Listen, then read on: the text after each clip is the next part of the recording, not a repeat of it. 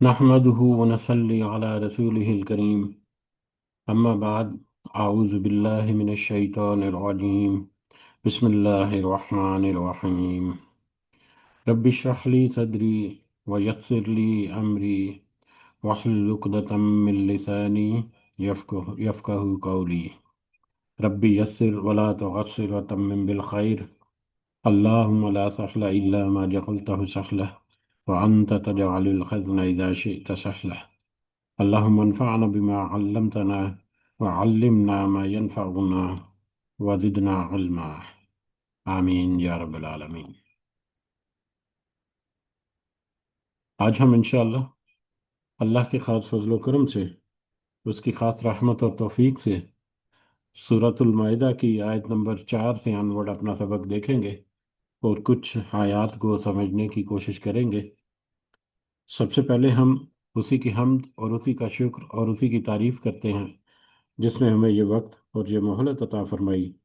جس نے ہمیں یہ وسائل، یہ سہولیات، یہ ضروریات، یہ ٹیکنالوجی، یہ رزق اور بے شمار انعام و اکرام اور فضل و کرم ہمارے اوپر کیا، اور خاص کر جس نے ہمارے دلوں میں یہ ڈالا کہ ہم اس بابرکت کلام کو سمجھنے کی کوشش کریں۔ اللہ تعالیٰ سے دعا ہے کہ اس کوشش میں ہمیں استقامت نصیب فرمائے، اس کی صحیح سمجھ اللہ تعالیٰ ہمیں عطا فرمائے، اس کے ذریعے سے اللہ تعالیٰ ہمیں اپنی اور اپنے ساتھیوں کی اصلاح کرنے کی توفیق عطا فرمائے، اور دنیا کے ساتھ ساتھ اللہ ہمیں آخرت کی کامیابی اور بھلائی اور اپنا خاص فضل و کرم ہمارے شامل حال رکھے۔ آمین یا رب العالمین۔ کل ہم نے آیت نمبر 3 سمجھنے کی کوشش کی تھی، جس کا ترجمہ ہم دہراتے ہیں، جس میں اللہ تعالیٰ نے فرمایا تم پر حرام کیا گیا ہے مردار اور خون اور خنزیر کا گوشت، اور جس پر اللہ کے سوا دوسرے کا نام پکارا گیا ہو، اور جو جانور چوپایا، حلال جانور جو بھی کوئی جو گلا گھٹنے سے مرا ہو وہ بھی حرام ہے، جو کسی ضرب سے چوٹ سے مر گیا ہو، اور جو اونچی جگہ سے گر کر مرا ہو، اور جو کسی کے سینگ مارنے کی وجہ سے مرا ہو، اور جسے درندوں نے پھاڑ کھایا ہو، سارے ایسے جانور حرام ہیں، لیکن اسے تم ذبح کر ڈالو تو حرام نہیں۔ ان کے مرنے سے پہلے ان کو اگر تم ذبح کر لو اور اللہ کا نام لے کر، اور ان میں سے خون بہہ نکلے، تو پھر وہ تمہارے لیے حرام نہیں۔ اور اس کے علاوہ جو آستانوں پر ذبح کیا گیا ہو وہ بھی حرام ہے، اور یہ بھی کہ قرع کے تیروں کے ذریعے سے فال گیری کرو، یہ سب بدترین گناہ ہیں۔ آج کفار تمہارے دین سے نا امید ہو گئے، خبردار تم ان سے نہ ڈرنا اور مجھ سے ہی ڈرتے رہنا۔ آج میں نے تمہارے لیے دین کو مکمل کامل کر دیا، اور تم پر انعام بھرپور کر دیا، اور تمہارے لیے اسلام کے دین ہونے پر رضامند ہو گیا۔ پس جو شخص شدت کی بھوک میں بے قرار ہو جائے، بشرطے کہ کسی گناہ کی طرف اس کا رجحان نہ ہو، تو یقیناً اللہ تعالیٰ معاف کرنے والا بڑا مہربان ہے۔ بھوک کی شدت کی وجہ سے اگر حرام میں سے کچھ کا اس نے استعمال کیا صرف اپنی زندگی بچانے کے لیے، تو ایسی صورت میں اللہ تعالیٰ یقیناً معاف کرنے والا ہے، کیونکہ وہ بڑا مہربان ہے۔ یہ ہمارا کل کا سبق تھا، اور کل کے سبق میں ہم نے دیکھا کہ حرام جو جانور ہے بہیمۃ الانعام، جس کا سے پچھلی آیات میں تذکرہ ہوا، وہ سارے کے سارے جانور جو عام طور پر تو حلال ہیں، لیکن کسی حادثے کی وجہ سے یا دیگر وجوہات جو اس حلال جانوروں کو یا اس حلال چیز کو حرام کر دیتی ہیں، وہ ساری کی ساری ان میں سے کچھ کا تذکرہ جو ہے وہ آیت نمبر 3 میں ہمیں ملا۔ اور اپنا سبق، اپنا موضوع یا اپنے مختلف جو اس کے پہلو ہیں اس کے اعتبار سے یہ ایک انتہائی اہم آیات میں سے ایک آیت ہمارے لیے، جس کو ہم نے کل سمجھنے کی کوشش کی۔ آج بڑھتے ہیں، ہمارا آج کا اگلا سبق جو ہے آیت نمبر 4۔ آج ہم دیکھیں گے آیت نمبر 4 اور آیت نمبر 5 جو ہے اس کو ہم کور کرنے کی کوشش کریں گے۔ آیت نمبر 4 جو ہے اس میں اب حلال چیزوں کے بارے میں ہے، کیونکہ حلال چیزوں کے بارے میں یا اکثر حلال اور حرام کے بارے میں صحابہ کرام بار بار نبی کریم صلی اللہ علیہ وسلم سے سوال کیا کرتے تھے، تاکہ ان کے ذہن ان سے کوئی ایسا عمل یا ایسا کھانا پینا یا ایسی کوئی کام ان سے سرزد نہ ہو جائے جو کہ جائز نہیں، جو کہ گناہ ہو، یا انجانے انجانے میں کوئی ایسا کام نہ کر بیٹھیں جس کی وجہ سے اللہ تعالیٰ کی ناراضگی جو ہے وہ آ، اس کا سبب بنے۔ تو اس لیے اکثر وہ نبی کریم صلی اللہ علیہ وسلم سے سوال پوچھا کرتے تھے، تو پھر نبی کریم صلی اللہ علیہ وسلم بھی ان کو جواب جو ہے وہ تفصیلاً جو ہے وہ اکثر دیا کرتے تھے۔ تو اسی طرح سے حلال اور حرام کے بارے میں جیسا کہ پہلے تذکرہ ہوا کہ مشرقین کے اعتبار سے اگر دیکھیں تو ان میں تو کسی قسم کا کوئی قانون سرے سے رائج ہی نہیں تھا، جانوروں کو لاٹھیوں سے اور پتھروں سے مار کر بھی کھا لیتے تھے، مرا ہوا جانور کہیں پر ملا وہ بھی کھا لیا، دوسرے درندے ٹائپ جو ہیں ان کے لیے بھی کسی کوئی زیادہ مطلب معنی نہیں تھا۔ اہل کتاب کی طرف اگر دیکھیں تو وہ بھی غلو کر چکے، اور ان کے بھی اصل ان کا دین یا اصل ان کی شریعت موسیٰ اور شریعت عیسوی جو ہے، یعنی حضرت عیسیٰ علیہ السلام اور حضرت موسیٰ علیہ السلام کے جو یا عیسائیوں اور یہودیوں کے مذاہب جو ہیں وہ ان کو کیا تعلیمات دیتے ہیں، اور اس میں انہوں نے قسمت قدر گٹ کی، وہ بھی اب بہت ساری چیزیں جو ہیں ان کے لیے اب ڈاؤٹ فل تھیں، کہ روحانی کتابیں جن کے پاس ہیں وہ بھی اب مطلب ان کے معاملات بھی درست نہیں، اور بشرکنا عقائد رکھنے والے جو شرک کرنے والے بت پرستی کرنے والے ہیں وہ تو ہے ہی اس ڈگر پر۔ تو اپنے آپ کو سچ سے صحیح راستے پر لانے کے لیے بہت سارے سوالات جو ہے وہ نبی کریم صلی اللہ علیہ وسلم سے کیے جاتے تھے۔ تو ان میں سے ایک سوال یہ بھی کیا انہوں نے کہ ہمارے لیے حلال کے بارے میں بھی بتا دیجئے۔ پچھلی آیت میں تو ہم نے دیکھا کہ حرام جو جانور ہیں یا جو حرام چیزیں ہیں، یا مختلف جگہوں پر حرام چیزوں کے بارے میں تو کافی سارا تذکرہ ملا، لیکن حلال کے بارے میں یہاں پر پوچھا گیا کہ ہمارے لیے حلال کیا ہے۔ تو پھر وہ ظاہری طور صورتیں جس میں ظاہری طور پر لگتا ہے یا شک پیدا ہوتا ہے کہ یہ جانور یا یہ کھانا جو ہے یہ پتہ نہیں حلال ہو سکتا ہے کہ نہیں ہو سکتا، اس کی کلیریفیکیشن جو ہے وہ آیت نمبر 4 میں ہمیں ملی، اور آیت نمبر 5 میں بھی پھر اس سے علاوہ کچھ اور چیزیں جو ہیں ان کا بھی تذکرہ ہے کہ یہ بھی تمہارے لیے حلال ہیں، ان سے بھی تم فائدہ اٹھا سکتے ہو۔ لیکن پھر آیت نمبر 5 کے آخر میں اللہ تعالیٰ نے فرما دیا کہ اگر کوئی گناہ کا کفر کا ارتکاب کرنے والا ہوگا تو اس کو پھر اللہ تعالیٰ سختی سے نپٹے گا بھی، اس کے لیے پھر وعید جو ہے وہ بھی ہے۔ تو لہٰذا حلال اور حرام کی تمیز کر لینے کے باوجود جو کوئی اللہ کی ان احکامات کا کفر کرے گا وہ یقیناً قابل گرفت ہوگا، اور اس کی گرفت جب اللہ تعالیٰ کرے گا تو پھر اللہ کے علاوہ کوئی اسے اس کی مدد کرنے والا نہیں ہو پائے گا۔ تو بہرحال اسی تمہید کے ساتھ ہم بڑھتے ہیں آگے، اور آج کا سبق ہمارا آیت نمبر 4 سے شروع کرتے ہیں۔ اعوذ باللہ من الشیطان الرجیم۔ یسألونک ماذا احل لہم، وہ سب پوچھتے ہیں آپ سے کہ کیا حلال کیا گیا ہے ان کے لیے، حلال چیزوں کے بارے میں بتائیے کہ وہ تھوڑا سا واضح ہو جائے، کچھ معاملات میں کچھ ڈاؤٹ ہیں یا کچھ معاملات کی کلیریفیکیشن ہمیں مل جائے، تاکہ ہم اطمینان قلب سے یا اپنے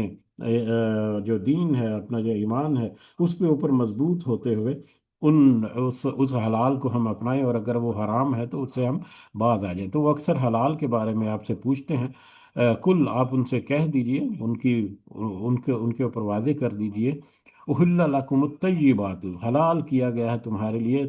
پاکیزہ، تمام پاکیزہ چیزوں کو، تمہارے لیے تمام پاکیزہ چیزوں کو اللہ تعالیٰ نے حلال کر دیا ہے۔ اب یہ ایک ایسی بریکٹ ہے، یا اللہ تعالیٰ کی طرف سے ایک ایسی خوبصورتی سے حکمت کے ساتھ یہ آیات نازل ہوئیں کہ اس میں اللہ تعالیٰ نے حلال چیزوں کے دائرے کو، حلال چیزوں کو عام کیا اور حرام چیزوں کو دائرے میں سمیٹ دیا، جس کا نتیجہ یہ ہے کہ حرام چیزیں جو اس کیٹیگری یا اس حکم کے انڈر آ کر جائز نہیں، مناسب نہیں، یا حلال نہیں یا حرام ہے، وہ جو ہیں وہ تو کسی صورت ان کی اجازت نہیں ہو سکتی۔ جو اس دائرے سے باہر ہیں اس کے بارے میں انسان جو ہے اکثر جو ہے وہ بہت سے معاملات میں اپنے نتائج اخذ کرتا ہے قرآن و سنت کی روشنی میں، اور حلال و حرام کے نتیجے میں آسانی سے پہنچ کر حلال چیزوں کو جب وہ پائے گا تو وہ اپنے لیے حلال قرار دیتا ہے، کیونکہ اللہ تعالیٰ نے اس کو حلال چیزوں کی جو وسعت ہے اس کو وسیع کر دیا۔ اس کی بہت ساری مثالیں جو ہیں وہ لی جا سکتی ہیں۔ وقت کی کمی کی وجہ سے یہاں پر اس کو مختصر اگر رکھنا ہو تو ایک بڑی مشہور مثال جو ہے وہ ہم دے سکتے ہیں کہ اہل عرب میں مطلب بھینس جو ہے وہ کوئی رواج نہیں تھا یا وہاں پر پائی نہیں جاتی تھی، تو لہذا بھینس نام کے طور پر یا بطور خاص بھینس کی جو جنس ہے، بفیلو جسے ہم کہتے ہیں، وہ جب میں انٹروڈیوس ہوئی عرب میں بھی اور مشرقی ممالک میں بھی، تو وہاں پر اس کو گائے کے متبادل کے طور پر ٹریٹ کیا گیا اور گائے کی طرح ہی اس کو سمجھا گیا، کیونکہ اس کا رہن سہن، اس کا کھانا پینا اور اس کے بہت ساری دیگر معاملات جو ہیں وہ گائے سے ملتے چلتے، اور اس کا فائدہ جو ہے وہ بھی گائے کی طرح ہے، تو لہذا گائے کی طرح اس کو بھی حلال جو ہے وہ تصور کیا گیا اور قرار دیا گیا، اور اس کے اوپر امت جو ہے وہ متفق بھی ہوگی۔ لیکن اللہ تعالیٰ اگر حرام کے دائرے کو وسیع کر دیتا اور حلال کو قید کر دیتا ہے کہ یہ جو چند چیزیں تمہارے لیے تذکرہ ہوئی ہیں یہ حلال ہیں، اس کے علاوہ سارا کچھ حرام ہے، تو پھر ایسی مطلب آسانیاں جو ہے وہ بہت کم رہ جاتی ہیں، اور پھر بہت کم چوائسیز ہماری جو ہیں وہ بہت لمیٹڈ ہو جاتی ہیں۔ تو لہٰذا یہ بڑی حکمت برے کلمات جو ہیں وہ بھی ہمیں قرآن مجید میں ملتے ہیں، جس کو ہم اگر مختلف پہلوؤں سے دیکھیں تو بہت وسعت ملتی ہے اس میں۔ تو احل لکم الطیبات، تمہارے لیے تمام پاکیزہ چیزوں کو حلال کر دیا گیا ہے، جو قرآن و سنت کی جو حلال اور حرام کی کیٹیگری کے اندر تم ان کو پرکھو، جو حلال اور طیب ہیں۔ حلال اور طیب یہ دونوں چیزیں لازم و ملزوم ہے، رزق بھی اس کا حلال ہو، حلال ذریعے سے حاصل کردہ ہو، حلال وسائل کے ذریعے سے حاصل کردہ ہو، کسی ناجائز یا کرپشن کے یا جھوٹ لوٹ مار وغیرہ کے پیسہ جو ہے اس طرح سے وہ حاصل نہ کی گئی ہو چیز، اور چیز اٹ سیلف جو ہے وہ پاک ہو، حرام کی کیٹیگری سے باہر ہو اور پاکیزہ ہو، صاف ستھری ہو، اس میں کوئی گندگی اور اس طرح کی کوئی چیز نہ ہو، تو وہ تمہارے لیے حلال ہے، جائز ہے، اس کو تم استعمال کر سکتے ہو، نہ صرف کھانے پینے کی چیزوں میں بھی بلکہ دیگر احکامات میں بھی سارا کچھ اس میں آتا ہے۔ وما علمتم، اور حلال چیزوں کی کچھ فہرست جو ہے جس میں تمہیں کچھ شک ہو، وہ بھی پھر اللہ تعالیٰ اسی آیت میں آگے تذکرہ کرتا ہے کہ وہ چیزیں یا وہ مطلب کام یا خوراک جو کہ شک ہو کہ حرام ہے یا نہیں، اس کے اوپر اللہ تعالیٰ نے وضاحت کی، وما علمتم، اور ان شکاری جانوروں کا شکار وما علمتم، اور جنہیں تم نے سدایا ہو، من الجواری ہی، زخم دینے والے جانوروں سے، مقلبین جو شکار بنانے والے ہوں، یعنی تمہارے شکاری بنائے ہوئے جانور جو ہے ان کا شکار کردہ جانور جو ہے وہ بھی تمہارے لیے حلال ہے، یعنی وہ جانور، ان جانوروں کا شکار جن کو تم نے اپنے شکار کے لیے سدھایا ہو، ان کو ٹریننگ دی ہو شکار کرنے کی، ان شکاری جانوروں کا جو شکار کردہ جو جانور ہے وہ بھی تمہارے لیے حلال ہے۔ عام طور پر تو جو شکاری جانور ہے، درندے وغیرہ جو ہیں، انہوں نے اگر کسی جانور کو چیر پھاڑ کھایا یا ان میں سے کچھ کھایا ہو تو وہ حرام ہو جاتا ہے، لیکن یہاں پر جو اپنا سدھایا ہوا جو جانور ہے، جس کو ٹریننگ دی گئی ہے، اگر اس جانور کے ذریعے سے کسی جانور کا شکار کیا گیا ہے تو وہ شکار جو ہے وہ تمہارے لیے حلال ہے۔ اس کی کچھ کنڈیشن ہے کہ کس کنڈیشن یا کس صورت میں وہ جانور جو ہے وہ تمہارے شکاری جانور کا حلال کرتا ہو۔ یہ شکاری جانور جو ہے اس میں کتا اور چیتے اور باز وغیرہ جو ہیں وہ مختلف اس طرح کے جانور جن کو پالا جاتا ہے اور جن کو ٹریننگ دی جاتی ہے، سدھایا جاتا ہے تاکہ وہ شکار کر سکیں یا مختلف کاموں میں مطلب مختلف طرح کے کام جو ہے وہ اپنے مالک کے حکم کے مطابق، اپنے مالک کی نافرمانی نہیں، اس کے حکم کے مطابق وہ کام انجام دیں، تو ایسے جانوروں کو شکاری جانور یا سدھائے ہوئے جانور کہتے ہیں۔ تو ایسے جانوروں کا شکار بھی حلال ہے، بشرطے کہ تعلمونہن مما علمکم اللہ، کہ تم نے ان کو سکھایا، تم انہیں سکھاتے ہو جو سکھایا ہے تمہیں اللہ نے، یعنی تم نے ان کو ایسے سدھایا ہو جیسے اللہ تعالیٰ نے تمہیں سکھایا ہوا ہے یا تمہیں بہت ساری چیزوں کے بارے میں بتایا ہوا ہے۔ اور اللہ تعالیٰ اس آیت کے اس حصے کے بارے میں علماء کہتے ہیں کہ اس کا مطلب یہ ہے کہ شکاری جانور کو اس طرح سے سکھایا ہو کہ جیسے ہی مالک نے اس کو حکم دیا کہ اس طرف پلٹو یا جھپٹو یا اس جانور کے اوپر حملہ کر دو، تو وہ جانور جو ہے وہ اس کی طرف بھاگے، اور جیسے ہی مالک اس کو اشارہ کرے کہ رک جاؤ، وہ رک جائے۔ یعنی اس قدر وہ تابع فرمان ہو اور مالک کے حکم کو اس قدر سمجھتا ہو کہ جیسے ہی اس نے حکم دیا کہ یہ تم کر گزرو تو وہ اس کی طرف لپکے گا، اور جیسے ہی مالک نے حکم دیا کہ رک جاؤ وہ اس سے رک جائے گا۔ تو اس طرح سے سدھایا ہوا جانور گویا کہ ایسا ہے جیسا جیسا کہ تم سکھاتے ہو انہیں جو اللہ نے تمہیں سکھایا ہے۔ تو اس طرح سے سدھایا ہوا جانور، جو پہلی کنڈیشن اس جانور کا شکار ہوگا۔ اور اس کی اگلی کنڈیشن کیا ہے؟ فَكُلُوا مِمَّا أَمْسَكَهُنَّ سوری فَكُلُوا مِمَّا أَمْسَكْنَا عَلَيْكُمْ،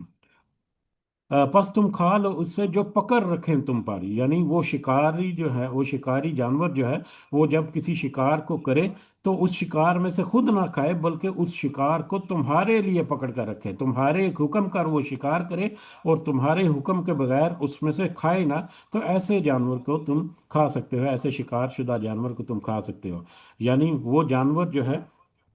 اس نے کھایا نہ ہو، صرف اس کو ہلاک کرنے کی حد تک اس کے اوپر حملہ کر کے اس کو پکڑ رکھا اپنے مالک کے لیے، تو ایسے جانور کو کھانا جو ہے وہ حلال ہے۔ اور تیسری کنڈیشن کیا ہے؟ وَاذْكُرُوا اسْمَ اللَّهِ عَلَيْهِ،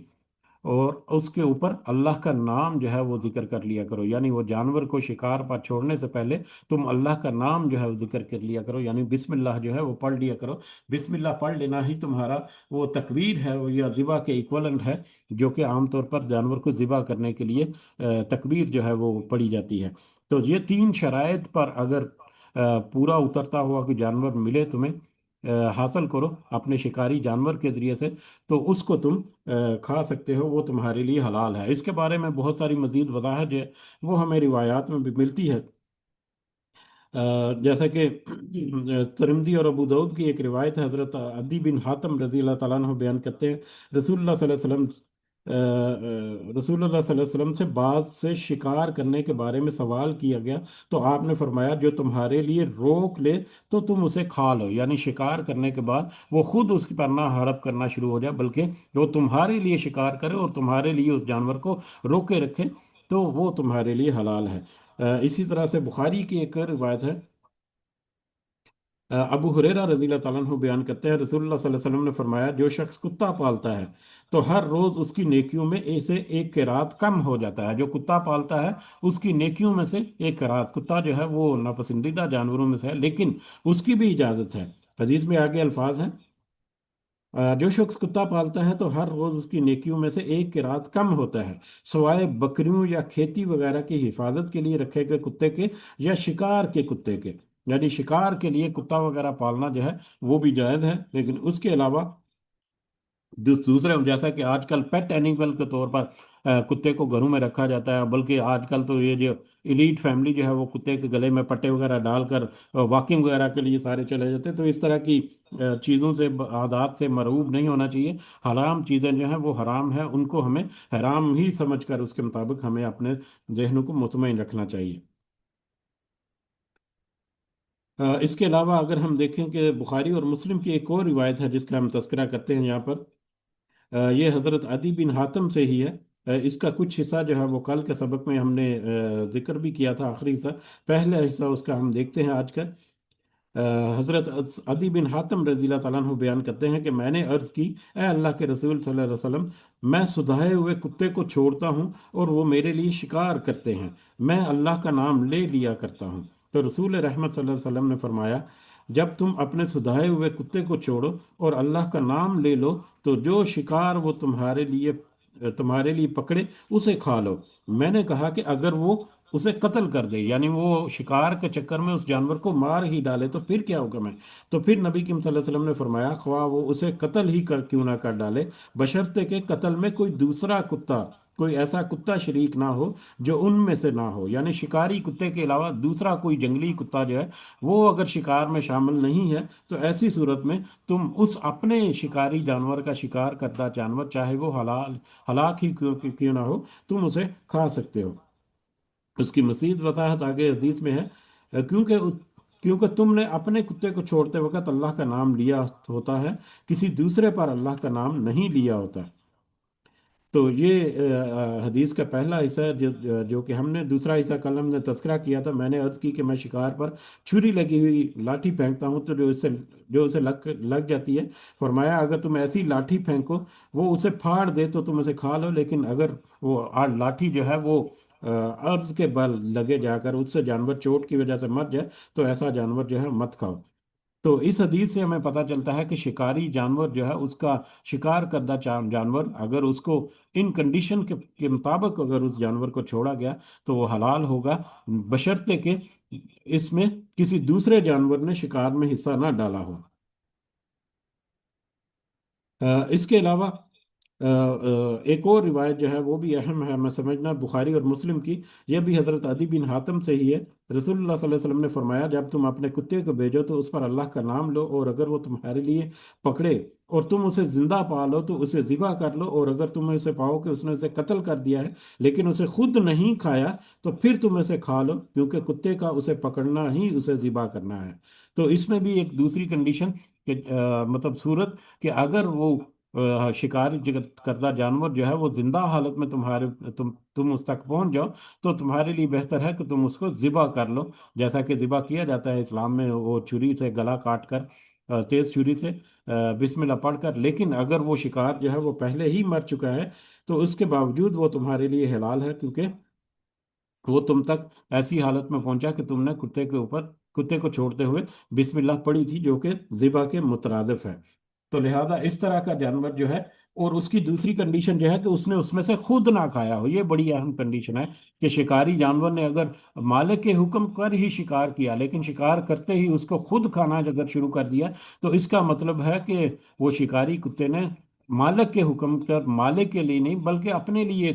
وہ شکار کیا، لہذا اس شکار کے جانور کو بھی نہیں کھایا جا سکتا۔ تو لہذا شکاری جانور کا شکار کردہ جانور جو اس نے مالک کے لیے روک رکھا اور اس میں سے کھایا نہیں اور کوئی دوسرا شکاری جانور بھی اس میں شامل نہیں، تو ایسے جانور کو حلال جو ہے وہ اس آیت کے مطابق قرار دیا گیا۔ واتقوا اللہ، اور دیکھو تم اللہ تعالیٰ سے ڈرتے رہو، یعنی ایسے معاملات میں بھی تم اللہ کا تقوی اختیار رکھو، کیونکہ بہت ساری جگہوں پر بہت سارے معاملات ہوتے ہیں کہ کسی کو کیا پتہ چلے گا، یا شک میں پڑ جاتا ہے کہ وہ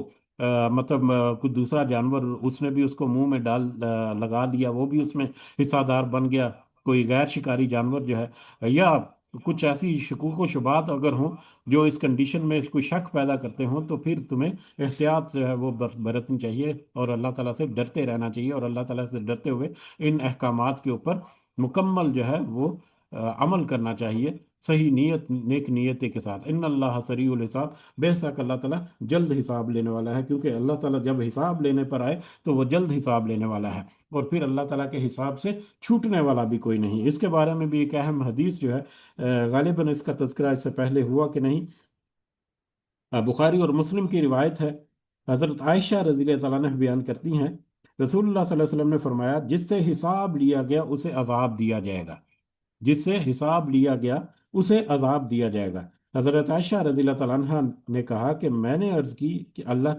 کیا اللہ تعالیٰ نے یہ نہیں فرمایا فَسَوْفَ يُحَاسِبُ حِسَابًا يَسِيرًا؟ سورہ انشقاق کی آیت نمبر 8 ہے، سو عنقریب اس سے حساب لیا جائے گا نہایت آسان حساب، یعنی آسان حساب لے گا اللہ تعالیٰ۔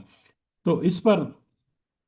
نبی کریم صلی اللہ علیہ وسلم نے فرمایا یہ آسان حساب تو بس سرسری سی پیشی ہے، لیکن جس سے حساب کی کرید کی گئی تو اس کو ضرور عذاب ہوگا، یعنی سرسری کا حساب اگر اللہ تعالیٰ لے کہ اس کے جو بھی نیک اعمال ہیں اس کو سامنے رکھتے ہوئے اس کو آسانی کے ساتھ اگر حساب لے تو وہ تو ٹھیک ہے، لیکن اللہ تعالیٰ نے اگر تمہارے حساب کتاب کو کریدنا شروع کر دیا تو پھر سمجھو کہ تم پھنس گئے اور پھر تمہارے لیے عذاب ہے۔ تو لہٰذا اللہ تعالیٰ کی اس کریدنے والی جو ایک یہاں پر اس حدیث میں تذکرہ ہوا، تو اس سے ہمیں اپنے آپ کو بچانا ہے، ہمیں اپنے عمل اس طرح سے لکھنے ہیں کہ اللہ تعالیٰ ہمیں آسان سا حساب لے، کیونکہ سخت حساب اگر خریدنے والا حساب لیا اللہ تعالیٰ نے تو پھر سختی جو ہے وہ لازم ہے۔ تو اللہ تعالیٰ ہمیں محفوظ رکھے ایسے کسی بھی کام سے جو اللہ تعالیٰ کی سخت حساب کا باعث بنے، آمین۔ الجوم احل لکم الطیبات، آج حلال کر دی گئی تمہارے لیے تمام پاکیزہ چیزیں، اور تمہارے لیے تمام پاکیزہ چیزیں حلال کر دی گئیں۔ دوبارہ سے یہ تذکرہ ہوا، پچھلی آیت کے شروع میں بھی اسی طرح کے ملتے جلتے الفاظ تھے، اس میں بھی حلال چیزوں کو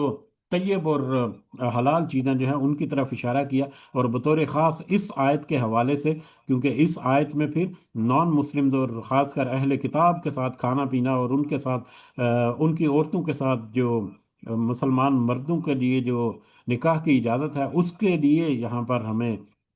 اس آیت میں ہے، تو لہذا بطور خاص یہاں پر بھی شروع میں تذکرہ کر دیا کہ تمہارے لیے دیکھو حلال اور طیب چیزیں جو ہیں وہ پاکیزہ ہیں، حرام چیزیں چاہے تم اپنے وسائل سے لو، چاہے تمہارے ساتھی تمہیں پیش کرے، چاہے تمہارے دشمن نان مسلم جو ہیں وہ تمہیں پیش کریں، حرام کی کیٹیگری میں جو آ گیا چیز کھانا وہ حرام ہی ہوگا۔ لہذا حلال اور حرام کی تمیز کرتے ہوئے جو حلال اور طیب چیزیں ہیں وہ تمہارے لیے پاکیزہ ہیں، حلال ہیں، مطلب وہ تمہارے لیے جائز ہیں کہ تم اس کو کھا سکتے ہو، استعمال کر سکتے ہو، ایسے کاموں کو کر سکتے ہو۔ وَطَعَامُ الَّذِينَ أُوتُوا الْكِتَابَ حِلٌّ لَكُمْ، اور ایسے، اور کھانا ان لوگوں کا جو سب دیے گئے کتاب، حل الکم وہ حلال ہے تمہارے لیے، تو یعنی ان لوگوں کا کتابت جو تم سے پہلے کتاب دیے گئے، یعنی اہل کتاب لوگ جو ہیں ان کا کھانا بھی تمہارے لیے حلال ہے، وطعامکم حل لہم، اور تمہارا کھانا ان کے لیے حلال ہے، یعنی تمہارا کھانا جو ہے وہ کھا سکتے ہیں، لیکن ان کا کھانا جو ہے وہ بھی تمہارے لیے حلال ہے، لیکن اس کے لیے وہی حرام اور حلال کی کچھ جو حدیں ہیں ان کا حساب کتاب رکھنا ہوگا۔ ایک تو اگر ان کا ذبیحہ جو ہے، یہاں پر ذبیحے کے بارے میں اگر ہم تھوڑا سا ایک دو پوائنٹ اگر تذکرہ کریں، کہ ہمارے سامنے تین کیفیات، جو تین جو ہیں بڑی نان مسلم جو قومیں ہیں یا گروہ جو ہیں وہ نظر آتے ہیں، اہل کتاب گروہ، اس میں دو جو ہیں، ایک یہودی اور ایک عیسائی، اور تیسرا نان مسلم جو ہیں وہ مشرکین ہیں، دیگر جتنے مذاہب کے ہیں، چاہے دہری ہیں یا دیگر بت پرست وغیرہ۔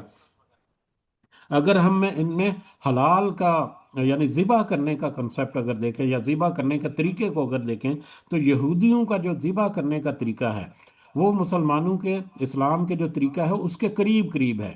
کیونکہ ان میں بھی تیز چھری کے ساتھ حلق سے حلال اس کو ذبح کرنا اور اس کی شاہ جو ہے وہ کاٹنا جو ہے وہ مقصود ہوتا ہے، تو وہ قریب قریب ہے مسلمانوں کا جو طریقہ ہے ذبح کرنے کا، لیکن اس میں پھر وہ اللہ کا نام نہیں لیتے بلکہ اپنی شریعت موسوی جو ہے ان کے کچھ کلمات جو ہیں وہ ادا کرتے ہیں، جو کہ تھوڑے سے ڈاؤٹ فل ہیں، لہٰذا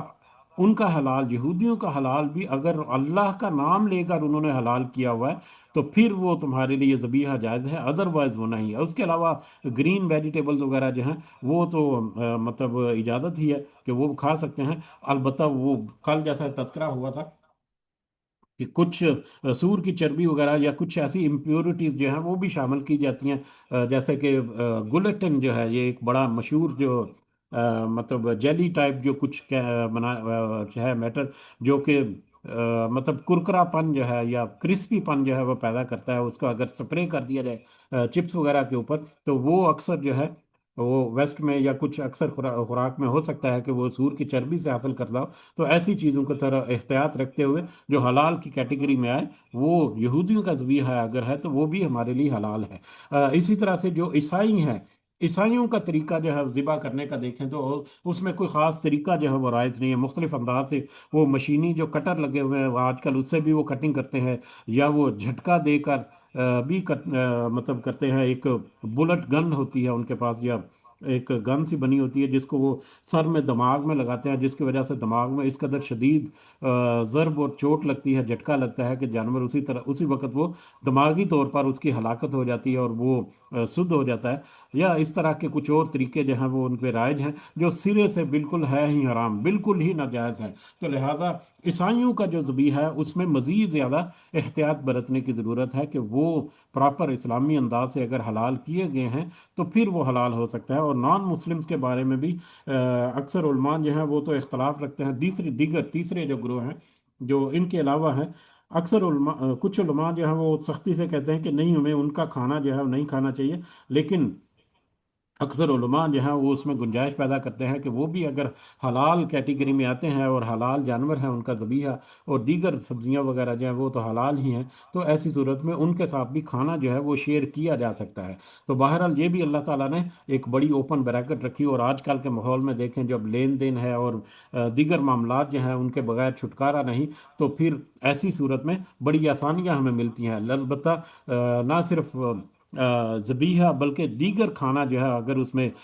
شراب شراب وغیرہ پڑی ہوئی ہے یا سور کا گوشت وغیرہ پڑا ہوا ہے یا اس طرح کی چیزیں جو ہیں، اگر وہ موجود ہیں ان کے کھانے میں، تو ان کے کھانے سے ہمیں بالکل اجتناب کرنا چاہیے، دور ہٹنا چاہیے، بلکہ ایسے تو برتنوں کو بھی پھر استعمال نہیں کرنا چاہیے جن چیزوں میں ایسی چیزیں جو ہے، جن برتنوں میں ایسی چیزیں جو ہیں وہ صرف کی جاتی ہیں بطور خاص، اگر ان کو اچھی طرح سے صاف نہ کر لیا گیا ہو تو بہرحال یہ ایک اہم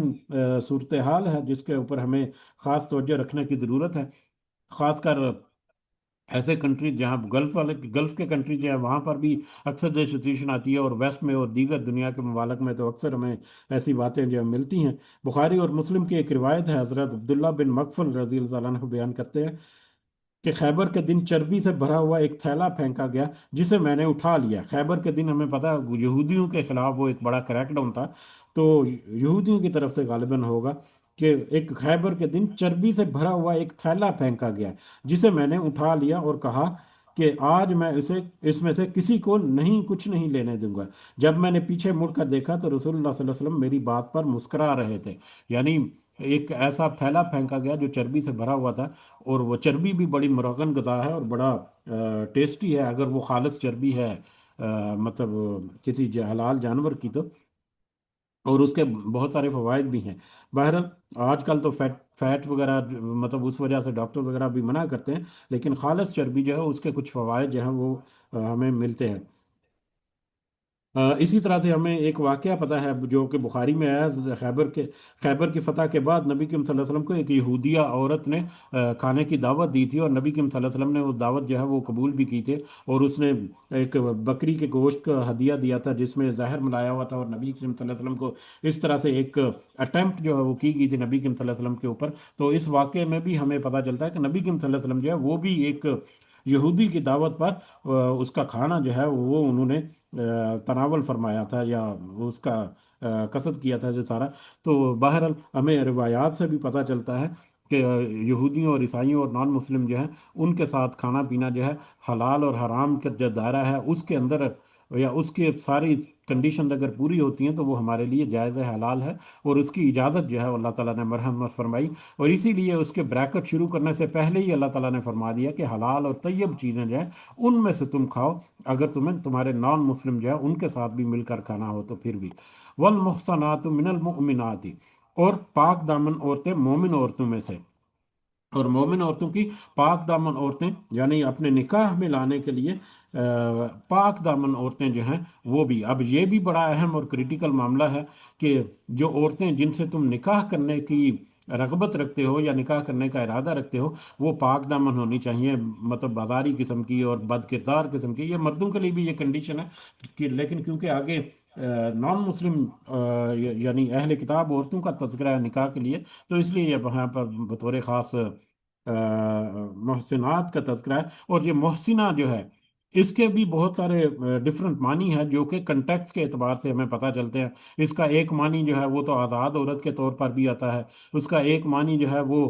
شادی شدہ جو عورت ہے جو کسی کے عقد میں ہو اس کے لیے بھی آتا ہے، اس کا ایک معنی جو ہے جو بڑا اہم ہے وہ پاک دامنی میں آتا ہے، جو جس کا یہاں پر اور اکثر ترجمے جو اس آیت کے ہیں اس میں یہی ترجمہ کیا گیا ہے کہ جو پاک دامن عورتیں ہیں، وہ پاک دامن اٹ سیلف مراد یہ ہے، اس کا مطلب یہ ہے کہ وہ عورتیں جو ہیں وہ اپنے آپ کو اسلام کے مطابق یا اپنے دین کے مطابق پاک صاف رکھنے والی ہیں، کوئی ان میں بے حیائی اور برائیوں کا کوئی ارتکاب نہیں ہے، ان کی عادات جو ہے وہ بھی پاکیزہ معاملات جو ہیں ان پر مشتمل ہیں، اور ان کے خیالات جو ہیں وہ بھی پاکیزہ ہیں، یعنی پاک دامنی میں روحانی اور ہمارے جو معاشرتی جتنے معاملات ہیں وہ سارے کے سارے آ جاتے ہیں جو کہ سب پازیٹیوٹی کے سینس میں ہے۔ تو پاک دامن عورتیں جو ہیں ان کے بارے میں تذکرہ کیا، جیسا کہ سورہ نساء کی آیت نمبر 25 میں ہے، محسنات غیر مصافحات ولا متخذات اخذان، جبکہ وہ نکاح میں لائی گئی ہوں بدکاری کرنے والی نہ ہوں اور نہ چھپے یار بنانے والیاں ہوں۔ تو یعنی ایسی عورتیں جو محسنہ ہوں، جو کہ بدکاری وغیرہ کرنے والی نہ ہوں، یہی کنڈیشن جو ہے وہ آگے جا کر اہل کتاب جو عورتیں ہیں ان کے بارے میں بھی یہی کنڈیشن جو ہے وہ تذکرہ ہوئی۔ تو بہرحال اب مومن عورتوں میں سے محسنہ عورتیں جو ہیں ان کے ساتھ تم نکاح کا قصد کر لو، یہ بھی تمہارے لیے پاک ہے، جائز ہے، حلال ہے۔ والمحصنات من الذین، اور پاک دامن عورتیں ان لوگوں کی یا ان لوگوں میں سے ऊतुल किताब मिन कबलिकुम, जो किताब दिए गए तुमसे पहले, यानी अहले किताब यहूदियों और ईसाइयों की जो पाक दामन औरतें हैं, उनके साथ भी मुसलमान मर्द जो हैं वो अब निकाह जो है वो कर सकते हैं, उनकी भी इजाज़त है। अब यहाँ पर ये बड़ा एक अहम नुक्ता है। अक्सर इसके बारे में बहुत सारी राय जो है वो पाई जाती है कि किसी भी मतलब यहूदी या ईसाई औरत से शादी की जा सकती है, या कुछ खास उसमें कंडीशन है। तो एक कंडीशन जो है यहाँ पर ये मोहसिना की वो तो लगी हुई है। वो मोहसिना, क्योंकि अब मोहसिना के बहुत सारे मुख्तलिफ मानी जो है वो किया जाते हैं, इसलिए इसमें थोड़ा सा मुख्तलिफ उलमा में मुख्तलिफ तरह की राय जो है वो पाई जाती हैं कि मुहसना जो है इसका मतलब ये है कि वो आज़ाद मुहसना औरत हो, अहले किताब की, यानी वो लोंडी अहले किताब की ना हो, उसके साथ नहीं, बल्कि आज़ाद औरत से। दूसरा जो मशहूर कौल है कि वो पाक दामन औरतों में से हो, किसी निकाह वाली जो औरत है वो ना हो, बल्कि आज़ाद औरत हो और पाक दामन औरत हो। तो अगर हम देखें कि हज़रत उमर रज़ी अल्लाह तआला अन्हु के नज़दीक इस आयत का, यानी अहले किताब की औरतें जो मुहसना जो जहाँ पर तज़किरा किया, उसका मतलब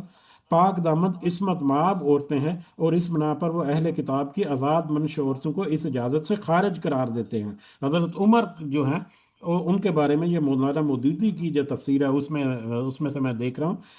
कि अगर हजरत उमर के मुताबिक रज़ी तआला अन्हु कि ये पाक दामन औरतें जो हैं उनके बारे में तज़किरा है, लिहाजा आज़ाद ख्याल तरह की जो औरतें हैं, जो हमें पता है कि मगरब में किस तरह का रवैया है, किस तरह के ख्यालात हैं, किस तरह के रुझान है, और मज़हब से दूरी जो है वो उनमें बड़ी आम है, बतौर ख़ास यहूदियों। यहूदी तो वैसे भी तादाद में कम है, लेकिन यहूदी जो हैं वो अपने मज़हब को ज़रूर फॉलो करते हैं या पढ़ते हैं या करीब रहते हैं। ईसाई बतौर ख़ास वो अपने मज़हब से बिल्कुल दूर निकल चुके हैं, आज़ाद ख्याल है। उनमें बहुत सारी माशरती बुराइयां ऐसी वैसी पाई जाती हैं जिनसे बड़ी कराहत भी आती है, और बड़ा वो बड़ी बहुत बड़ी कभी बुराइयां जो हैं वो हमारे लिए हैं वो। तो ऐसे किसी भी मामलात में जो जुती हुई जो औरतें हैं उनसे हमें ज़रूर बचना चाहिए। मोहसिना औरत जो है ये हज़रत उमर का कौल, और मुझे ये ज़ाती तौर पर ये कौल जो है वो ज़्यादा पसंद लगता है, क्योंकि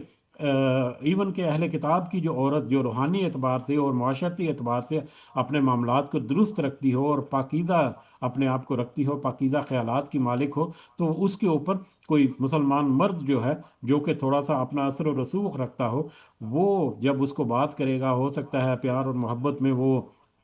उसको समझाए और वो इस्लाम की तरफ आ जाए। और अगर ऐसा ना भी हो तो दूसरी वजह जो औरत के लिए इजाज़त नहीं है, मर्द के लिए इजाज़त है, क्योंकि फैमिली जो है या नस्ल जो है वो मर्द के मतलब ख़ानदान से चलती है या नाम से चलती है। तो लिहाजा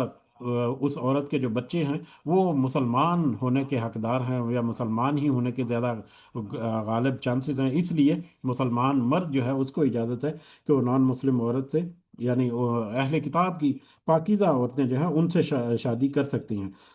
इसी मुहसना के मफहूम में जो इमाम शाफी की राय ये है कि यहाँ ये लफ्ज़ लोंडियों के मुकाबले में इस्तेमाल हुआ है, यानी इससे मुराद अहले किताब की वो औरतें जो लोंडियाँ ना हों, उनसे तुम शादी कर सकते हो। तो ये एक दूसरी राय, बहर मुख्तलिफ तरह की राय हमें मिलती हैं इसमें, लेकिन वल्लाहु आलम बिस्सवाब। मेरी ज़ाती जो अंडरस्टैंडिंग जो है वो यही बनती है कि जो पाक दामन औरतें हैं और इसी का अहतमाम होना चाहिए। अगर कोई किसी मतलब अहले किताब औरत के साथ अगर कोई रगबत रखता है तो उसके किरदार को बतौर ख़ास तवज्जो रखनी चाहिए, और आजकल के हालात में तो उसकी ज़्यादा अशद ज़रूरत है कि हम उसका ज़रूर जो है वो हिसाब रखें, और ज़रूर उसके साथ हम अपना मामलात जो है वो दुरुस्त रखने की कोशिश करें। उसकी बहुत सारी वजूहात हैं। आजकल मुसलमान जो है वो वैसे ही थोड़े से पस्त हो गए हैं, वैसे ही थोड़े से पिसे हुए हैं, और उनकी मतलब मुआशी कैफियत जो है वो भी बड़ी बदहाली का शिकार है। और अक्सर जो है वो वेस्ट में जाते हैं और वहाँ पर उनकी औरतों से शादी इसलिए भी होती है कि वहाँ पर नेशनलिटी वगैरह मिल जाए या कारोबार करने को कुछ मौके जो खुल जाए। तो ऐसे दुनियावी मामलात में भी अगर कुछ हो तो हमारा जो प्रेफरेंस है वो हमारी मुहसिना होनी चाहिए, वो हमारा दीनी औरत होनी चाहिए। जैसा कि मुसलमान औरतों के बारे में भी है कि तुम अपने जो जिसके साथ तुम शादी का कसद करो तो उसके दीन जो है, उसका इस्लाम या उसकी ईमान जो है उसको ज़रूर तुम परखो या सामने रखो। तो लिहाजा हमें दीन के एतबार से ज़रूर उसके ऊपर तवज्जो देनी चाहिए। इसी तरह से नॉन मुस्लिम जो है उनके बारे में तो कैटेगरी अल्लाह ताला ने तज़किरा कर दिया। सूरह निसा की आयत नंबर 25 में हमने नहीं सॉरी, सूरह बकरा की आयत नंबर 221 में हमने देखा था, वला तनकिहुल मुशरिकाती हत्ता युमिन्ना, और मुशरिक औरतों से निकाह ना करो यहाँ तक कि वो ईमान ले आए। यानी अहले किताब की औरतें अगर वो इस्लाम नहीं भी लाती तो फिर भी उनके साथ मुसलमान मर्द जो है वो निकाह कर सकते हैं। लेकिन अगर दूसरी मुशरिका हैं, उसके अलावा अहले किताब के अलावा कोई दूसरी जो औरतें हैं, उनके साथ उस वक़्त तक निकाह नहीं किया जाता जा सकता जब तक कि वो मुसलमान औरतें जो है वो मुसलमान ना हो, ईमान ना ले आए। लेकिन अफसोस के साथ कि अगर हम इंडिया के माहौल में देखें तो बहुत सारी मिसालें जो हैं वो उसके अपोजिट में मिलती हैं। अल्लाह ताला हम सबको महफूज रखे, और अल्लाह ताला हमारे जो मुसलमान उम्मत कौम है, ख़ासकर ऐसे इलाकों में रहने वाले जहाँ पर इस तरह के मसाइल ज़्यादा हैं, उनमें हमें ख़ास एहतियात रखने की हमें ज़रूरत है। तो बहरहाल एक वसी मौजू है जिसके ऊपर हम हमारा वक्त जो है वो इजाज़त नहीं देता कि इसके ऊपर मज़ीद ज़्यादा बात करें। अहम जो है नुक्ता वो हमने समझने की कोशिश कर ली है। तो अल्लाह ताला से तौफीक की दुआ है कि अल्लाह ताला हमें सही समझ के साथ जो भी इस तरह का कसद करे उसको सही समझ बूझ अता करे, और उसको तौफीक अता फरमाए कि वो ऐसी चीज़ों को सामने रखते हुए अपने मामलात को लेकर आगे बढ़े। आह, वापस आते हैं सबक की तरफ। वल मुहसनात मिनल्लज़ीना ऊतुल किताब मिन कबलिकुम, और उन अहले किताब की मोमिना मोहसिना औरतों में के साथ भी तुम निकाह कर सकते हो जो किताब दी गई तुमसे पहले। इज़ा आतैतुमुहुन्ना उजूरहुन्ना, और जब के सम दो उन्हें तुम उजूरहुन्ना, उनके उजूर यानी उनके अजर, उनके महर। यानी अब अगर तुमने उनसे निकाह करने का इरादा कर लिया है तो तुम्हें उनके महर भी अदा करने हैं। जैसे मुसलमान आम निकाह का कानून है मुसलमान औरतों के साथ, वही महर जो है वो उनको भी तुम अदा करोगे, जो भी दस्तूर या रिवाज या जो भी तयशुदा तय पा जाए। मुहसिनीना, और तुम उनके साथ निकाह करने का कसद करने वाले हो, और वो औरतें जो हैं वो भी निकाह में लाने वाले हो।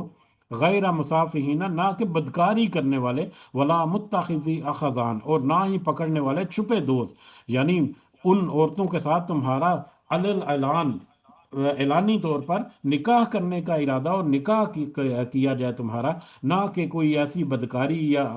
कोई कोई ऐसा बेहयाई का काम जो छुपा हुआ हो, और ना ही छुपे छुपे छुप छुपा कर उनकी दोस्ती का कोई इरादा हो। क्योंकि ज़ाहरी तौर पर देख लिया जी ठीक है हमने निकाह कर लिया, छुप छुपा कर निकाह कर लिया, छुप छुपा कर निकाह भी नहीं, आम ऐलान करके निकाह किया जा गया। और किसी तरह की बदकारी और इस तरह के बेहयाई वाली कोई नीयत और इरादा उसमें शामिल नहीं होना चाहिए। क्योंकि हमने देखा कि वेस्ट का जो एक कल्चर है वो बहुत ज़्यादा ऐसी चीज़ें जो हैं वो उनमें राइज हैं, तो लिहाजा मज़ीद एहतियात जो है वो इन मामलात में भी हमें देखनी चाहिए।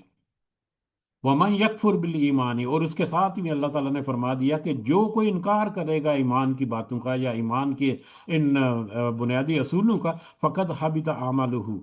अमलहू अमलहू, तो उसके अमाल उसका अमल ज़ाया हो गया। तो उसने जो अपनी तरफ से तो हो सकता है कोई अच्छा काम किया हो, लेकिन उसका कोई अमल उसका कबूल नहीं होगा, बल्कि उसकी वो कोशिश जो है वो रायगां जाएगी, क्योंकि वो उसने ईमान का इनकार कर दिया। लिहाजा इन सारे मामलात में हलाल और हराम की जो तमीज़ कराएगी, हलाल जानवर कौन से हैं, हराम कौन से हैं, हराम से बचना है, हलाल तुम ले सकते हो, शकूक वाली जगह जो उनको छोड़ सकते हो। और जहाँ पर अहले किताब की औरतों से शादी के मामलात में भी कुछ ऐसे तुम्हारी नीयतें या इरादे या कुछ ऐसे हो तो तुम ज़रा एहतियात बरतो। क्योंकि अगर तुमने अल्लाह ताला के जो ईमान की बातें या ईमान के जो मतलब तकाज़े जो हैं, अगर तुमने उनमें से किसी का इनकार किया और अपनी मनमानी से, चाहे छुपे अल्फाज में हो चाहे ज़ाहरी तौर पर हो, अगर तुमने ऐसा कोई कसद किया या ऐसा कोई काम किया तो तुम्हारा वो सारी कोशिश मेहनत रायगां हो जाएगी, ज़ाया हो जाएगी। वह हुआ फिल आखिरत मिनल खासिरीन, और वो आखिरत में खसारा पाने वालों में से हो जाएगा। यानी आखिरत में भी वो नुकसान में होगा, खसारे का ठिकाना जो है आखिरत में जहन्नम है, और दुनिया में भी उसकी कोशिश जो है वो रायगां जाएगी, और दुनिया में भी उसको उसकी कोशिश का कुछ फ़ायदा नहीं मिलेगा। तो अल्लाह ताला से दुआ है कि अल्लाह ताला हमें इन आयात में जो हमारे लिए अहम नसीहत है उसको हमारे दिलों में उतार कर उसके मुताबिक अल्लाह ताला हमें अपनी इस्लाह करने की तौफीक अता फरमाए। आमीन या रब्बल आलमीन। वमा अलैना इल्लल बलागुल मुबीन।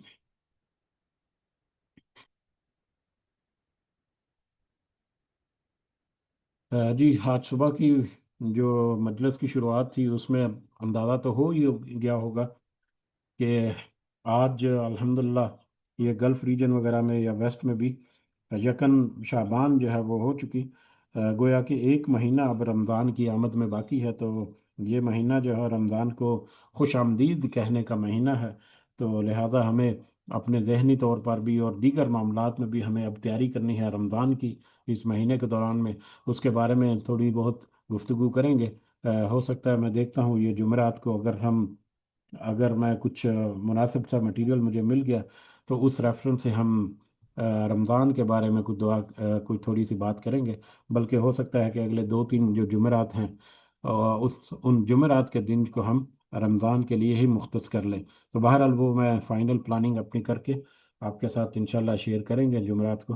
तो रमज़ान की आमद आमद है, तो ज़हनी तौर पर और दीगर मामलात में भी अब रमज़ान की तैयारी का वक्त जो है वो अच्छा आना आया चाहता है। अल्लाह ताला से दुआ है कि अल्लाह ताला हमें रमज़ान जो है वो नसीब फरमाए और उसकी बरक़ात जो है वो भी हमारे लिए नसीब फरमाए। ये एक सलफ़ सालहीन जो है उनसे कुछ मनकूल दुआओं में से एक दुआ जो है वो मैंने अब यहाँ पर कोट की थी। अल्लाहुम्मा सल्लिमनी ली रमज़ान वसल्लिम रमज़ान अली व तसल्लम मिन्नी मुतकब्बला। कि ऐ अल्लाह मुझे रमज़ान के लिए सलामत रख, रमज़ान को मेरे लिए सलामत रख और उसे मुझसे कबूल फरमा। तो अल्लाह ताला से दुआ है कि अल्लाह ताला हमें रमज़ान जो है वो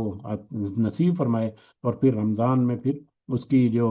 रूहानी और हमारे जो दुनियावी और दीनी और आखिरत के जो फ़ायदे हैं वो भी भरपूर फ़ायदे अल्लाह ताला हमें तौफीक दे कि हम उठा सकें, हासिल कर सकें। आमीन या रब्बल आलमीन। रब्बिरहमहुमा कमा रब्बायानि सगीरा। रब्बिरहमहुमा कमा रब्बायानि सगीरा। रब्बिरहमहुमा कमा रब्बायानि सगीरा। रब्बना आतिना फिद दुनिया हसना व फिल आखिरति हसना व किना अज़ाबन्नार। रब्बना ज़लमना अनफुसना व इल्लम तगफिर लना व तरहमना लनकूनन्ना मिनल खासिरीन। रब्बना तकब्बल मिन्ना इन्नका अंतस समीउल अलीम व तुब अलैना इन्नका अंतत तव्वाबुर रहीम। सुब्हान रब्बिका रब्बिल इज्जति अम्मा यसिफून व सलामुन अलल मुरसलीन वल्हम्दुलिल्लाहि रब्बिल आलमीन। सुब्हानकल्लाहुम्मा व बिहम्दिका नशहदु अन ला इलाहा इल्ला अंता नस्तगफिरुका व नतूबु इलैक। जज़ाकुमुल्लाहु खैरन कसीरा। अस्सलामु अलैकुम व रहमतुल्लाहि व बरकातुहू।